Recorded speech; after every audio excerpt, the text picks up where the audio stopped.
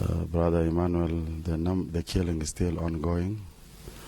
I talk to relatives in Sudan, many of them are still facing the same situation. Some have decided to run away, and they are now between Sudan and South Sudan.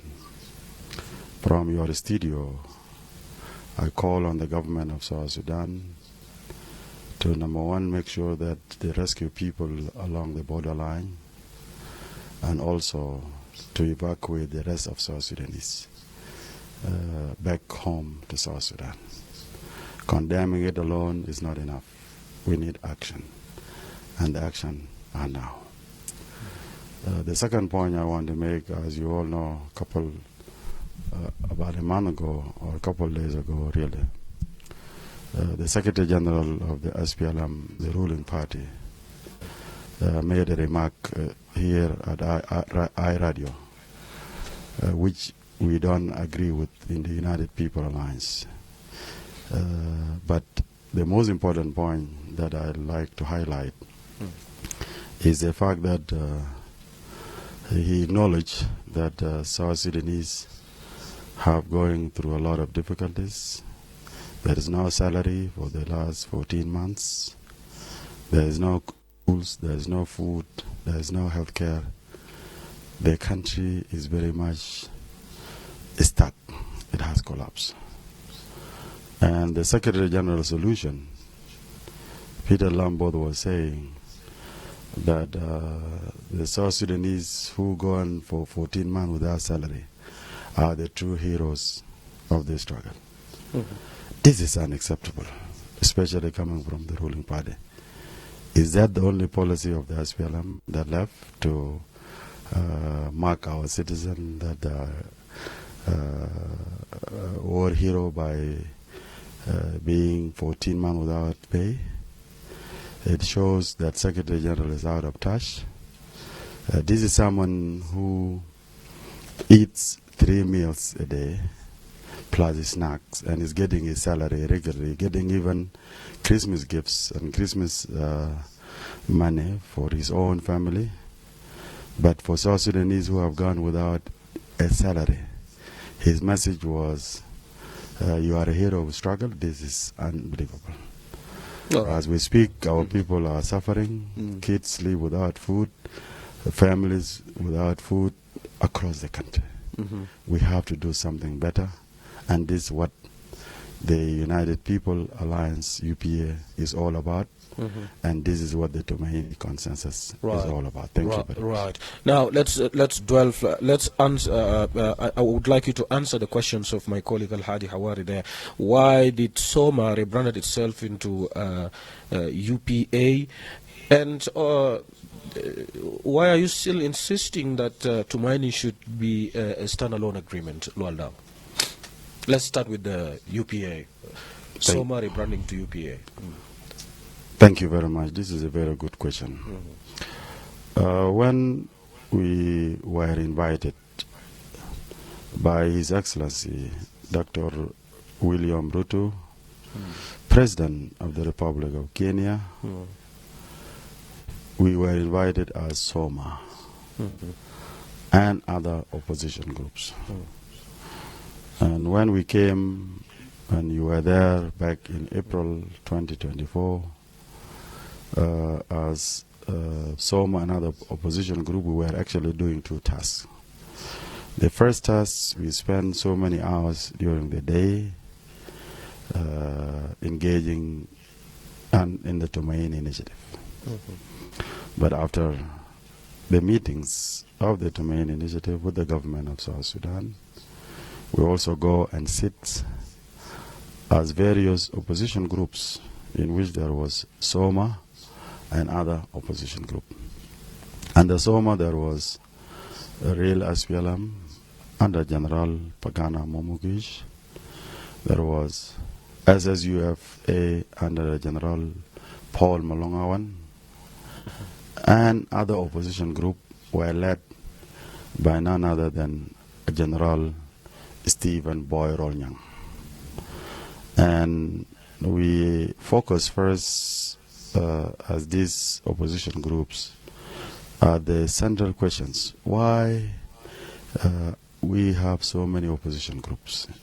If we are really fighting for one country and for change and to make things different. As we continue to answer that questions, it became clear to us that we are really one and one people, and our mission is to rescue our country. And because of that, we all agreed to form one strong alliance, and that alliance, it came not an emotional things, but it came as a result of us coming on one purpose, unity of purpose. And what is more important than anything else, bigger than all of us, is to rescue our country. That's why we form what is known as United People's Alliance, UPA. And we did not only form that as just a loose alliance, no. We went as far as making sure that is what is called Interim National Executive Committee. This is the highest organ of UPA, and that organ, it is led by a General Pagan Amomukich as a leader of, actually is the chairperson of the UPA, deputized by General Paul Malong, the first deputy of UPA, and General Mario Laco as the second deputy of UPA. General Stephen Boyrolnyang is the chief of general staff of UPA, and myself, Lual Dao, as the secretary general of UPA, plus Dr. Matur is a permanent member of their leadership of UPA, and also General Henry Uyai as a permanent member. And after that, we have another organ, part of it is also an interim National Executive Council, and that is composed of 37 members. And where is Uyai Dengajak from this? Because there was a concern that he was not consulted or something like that. This, first of all, let me talk about General Uyai Dengajak. General Uyai Dengajak is someone that I respect so much. He's a war hero, a man who has done so much to the people of South Sudan, a man who has dedicated his youth life and the entire life fighting for the marginalized people of Sudan.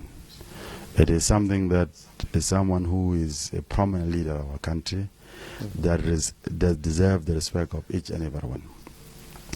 What happened, it was his statement was taken out of context.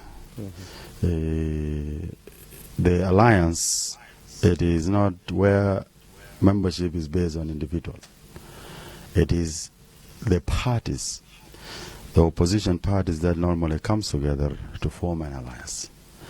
And what he was talking, it was a message that he was sending to the leader of the real SPLM, and it was an internal message that was leaked out and was taken out of context, in which General Uyai is forming General Pagan that he will be focusing on the issue to do with the real SPLM.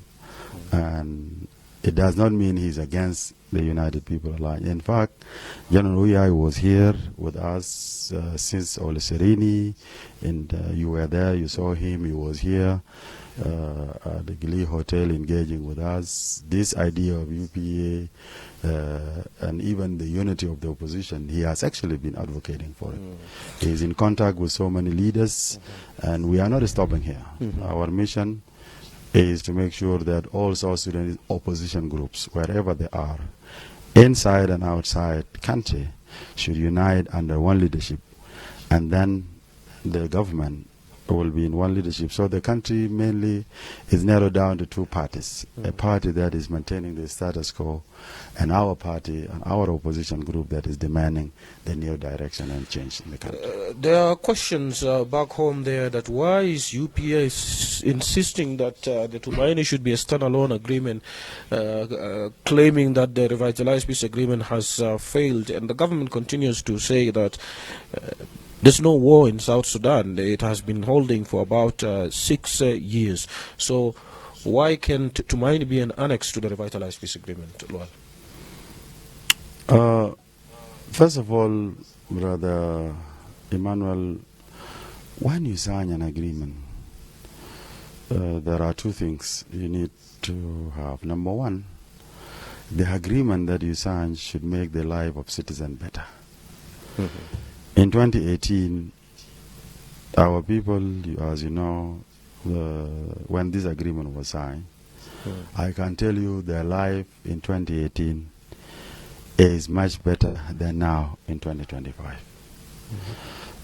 Like in 2018, if you look at the kilo bita sukar, wala kilo bita dagig, wala rotol bita geshay, wala zed, حاجات كانوا أرخص وأفوردبل للمواطن بتاعنا. حاليا كلام ده ما فيه. بمعنى السلام بتاع 2018 خلى حياة بتاع المواطن يكون أصعب من الآن. تاني حاجة كمان يعني في 2018 ياس الوضع كان صعب، لكن دلوقتي الناس كانوا باكلوا. حاليا ما في أكل. في 2018 لما الاجريمنت ده وزاين بتلقى المواطن يعني الاتفاقيه اتسلف، حتى الموظف في الحكومه كانوا بيصرفوا مرتبات، معلش بيتاخر شهر شهرين 3 شهر وبجوا. حاليا 14 شهر مرتب ما في. ليه؟ لانه اتفاقيه السلام بتاع RRCs came with a bloated government. يعني في حكومه بتاعت اكثر من 5 نواب رئيس، 5 vice president. There is no country في East Africa. يعني if you take Kenya for example, it has a population of about 45-50 million. They only have one deputy president. You go to all these countries, there is no country you will find, even Ethiopia. It has probably one of the biggest countries for Africa in terms of population, yet they don't have 5 vice presidents. This idea of having 5 vice presidents, it is too much. And this vice president, really, if you look at what do you need them for? We can have president and a vice president, and the country will move. And we have so many ministers. Everyone is a minister. You know, and many deputy ministers. I'm not even talking about the parliament. Everyone is honorable. Okay? This is not the country. We need an agreement that should focus on making sure that our children are going to schools, there is hospitals, there is road, and there is security for everyone, that everyone is safe and secure. And you That's think, all the citizens of South and you Sudan think Tumaini can deliver and that? that's why we came here and came with Tumaini that will focus to bring that. Why? Because Tumaini will address the root cause of that conflict in the Republic of South Sudan. So you mean Tumaini should replace the revitalized peace agreement? Definitely. Tumaini, as we said repeatedly, it is a stand-alone agreement. But the good thing we did, we agree with the previous government delegation that ongoing or pending tasks of the RRCs, we are not throwing them away. We are bringing them into Tumaini consensus, and from there, with the new provision, the country will move forward. Now from there we will build, actually the whole thing about the main initiative are 2 things. Number 1 is to make sure that South Sudanese have a permanent constitution. Because since 2005, Brother Emmanuel, we have been using interim constitution. The country needs a permanent constitution, a constitution that will address the issue of federalism, issue that will address all the rights, all these issues that we have been fighting and killing ourselves over it, can only and only be solved through the constitution. And that's what the Tumaini is geared to. And the other thing is to make sure that there is election and within really 2 years or less, because we need to give the power back to our citizens to elect whoever they want to be the president of the Republic of South Sudan. And why do you think why should the people of South Sudan trust this process of Tumaini? I mean, what's new are you going to bring on board? Because you people are the same leaders who have been there in the government before. That's very true. Most of the leaders under United People Alliance were prominent leaders of the country. And you know, in Christianity, there is you have Christians, but there are also a group within the Christians that are called born again. Born agains are people who converted into a different type of Christianity. Yes, when we were in the government, we might have made mistake, but time has come for us to reflect. We spent a lot of time outside of the country, and now we are more focused on the interests of our citizens. But how do you know that we are different now? The first thing first, when we start this negotiation, the Kenyan mediation proposed to us that the first agenda should be responsibility sharing, power, to give us positions. And we told the Kenyan mediation and the IGAD and all Sandijidi and all the mediation, plus the government of South Sudan, that United People Alliance, UPA, will never engage in discussion of responsibility sharing until we reach an agreement and a clear program. And that's where we have an agreement that is geared toward the interests of the citizen. For instance, we have called for a donor conference, and we met with one of European country, and they agreed to facilitate and host that donor conference. That donor conference alone, Brother Emmanuel, will bring billions of dollars, and those money will be managed by the donors and a joint account that everyone will be there. The purpose of those money will be making sure people's salaries are paid, our people are really getting food, there is schools, there's healthcare, and so forth. This what clearly show we are not, Tumaini is not about position.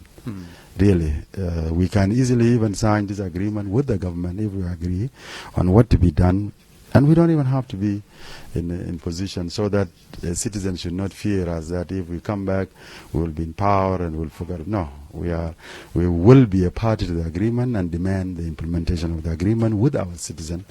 And this agreement, when it is signed, it will be owned by our people. It is going to be their agreement. We will work with them to make sure that this agreement is implemented entirely, and the country will move for fair and credible elections. What are we expecting to happen today and this week in general? Like, I understand last week there was a presentation from the government, and I understand the opposition is supposed to also, the opposition responded. So what is happening today or tomorrow? Well, based on my experience on the negotiation, always first week tend to be intense and a lot of arguments, and when we come to second week, people will cool down and now will embark on issues. I believe from this week, at least from the United People's Alliance point of view, we are focusing on solution. We are not going to dwell on the arguing, and this is not what we are here for. We will work with the mediation to focus on solution. And really we are going to listen to our brothers from the RT Ghana and the mediation and stakeholders. We look at what is really the way forward. What we are discussing here, it is not personal issues. It is a national issues that need all of us to agree that in order for our country to move forward, we have to accept ourselves, listen to ourselves as brothers and sisters. And this is exactly what I think will happen. And I expect this week to be a crucial week, that this talk will really move to a different territory, a territory of consensus, and hopefully we will be in a position at some point to sign an agreement with our brothers that will address the issue of our people across the country. In the United People Alliance UPA, we feel your pain, we feel your suffering, we clearly see why you are asking these questions. David asked a very important question and actually has narrated what I stated last week. That let it be known that Tumaini initiative is a stand-alone agreement. It cannot and it will not be an annex to a failed RRCs. This is something I said, and this has remained to be the position of the United People's Alliance. And we are saying this really because we want to make sure that any agreement that we reach here for Lasmal, Kenya, Nairobi will be the last agreement to be negotiated outside the country. We as South Sudanese are capable of sitting in our home and solve our problems in our soil. And this requires us to think out of the box so that we arrive to an agreement that we will all be proud of and happy with. أخونا سليمان شوية كان زعلان وعنده حق طبعا. شعب تعبانين يعني وشعب تعبانين وده حق بتاعهم يزعلوا سواء كان مننا في المعارضة وبالأخص ناس المسؤولين في الدولة لأنه لما زول يقعد في وضع اللي هو قاعد فيه في جوبا ولا في ملكال ولا في محل في جنوب السودان ده وضع بخلي زول يزعل. لكن بقول له يا سليمان نحن ما يعني عارفين انه لما نجي في المفاوضات عبارة عن take and give في تنازلات. ونحن مع الوفد الحكومي السابق قعدنا وقدمنا تنازلات كبيرة جدا، وفي النهاية قدرنا نصل ل 8 بروتوكولات، و8 بروتوكولات المفروض يتم توقيعها يوم 15 شهر 9. ده كله عبارة عن تنازلات. ولكن الحكومة أولا مشي وعمل اكستنشن ل RRCs تنهاية جو completely renege from the Tumaini protocol that we agree with them. These were not our protocols. These were the protocol that it was an agreement between the United People Alliance, the government of South Sudan, and stakeholders. Now they left them. They don't want to be. That's what happened. But after all that, as you put it, salam, ibara, and tanazulat. ونحن لو حكومة بقى جادي في بحث عن الحل, I am sure we will be in position to compromise and move forward. Banjang, first of all, Banjang, let me greet you. Banjang, خلينا نسلم عليك ونسلم للناس بتاعنا في POC في جوبا وفي واو وفي ملكال.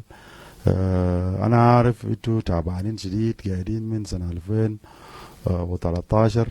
يعني يمكن لو في جنة ودو POC بتاع UN ده كان عمره ولا عمره سنتين في 2013. حاليا جانا ده عمره يمكن 14 ولا 15 سنة. ده وضع نحن يعني كقيادة سياسية في البلد متعصبين شديد. ولكن ده نقول لكم انه اتفاقية اللي دايرين نعمله ده اتفاقية لازم يحل مشاكل بتاع الناس بتاعنا، مشاكل الخلافات بين القبائل وخلافات بتاع كتر راسلينج ومشاكل بتاع الناس في POC. لأنه انتوا ناس يعني جنوبيين، ناس بتحب الشغل، ناس يعني لو زور رجع بلد بتاعه ممكن يزرع، ممكن يربي بقر بتاعه، ممكن يمشي يفتش سمك لو في امن في البلد. فانا باكد لك انه تومايني انيشيتيف اي اتفاقيه اننا وقعناها مع الحكومه اولا ان نملكوا للشعب، ده بكون اتفاقياتكم، ولو الحكومه ما نفذوا انتم كشعب هتطالب حكومه لتنفيذ الاتفاقيه. ويتكلم برضه الموضوع بتاع الضمانات. ضمانات شنو؟ انه الاتفاقيه ده حيكون فرق مثلا من ريفايتالايز بيس اجريمنت. يس الضمانات طبعا يعني. الضمانات انه نحن في تومايني عندنا ضمانات داخليه. اول حاجه we have suggest حاجه اسمه National Leadership Council. National Leadership Council there is a forum اللي بيجيب all the leaders of various political parties to sit on monthly basis as leaders of the country to, if there is a problem, it is addressed there. If the issue of the money, they will go and look for money. If anything will be done, this is an internal mechanism.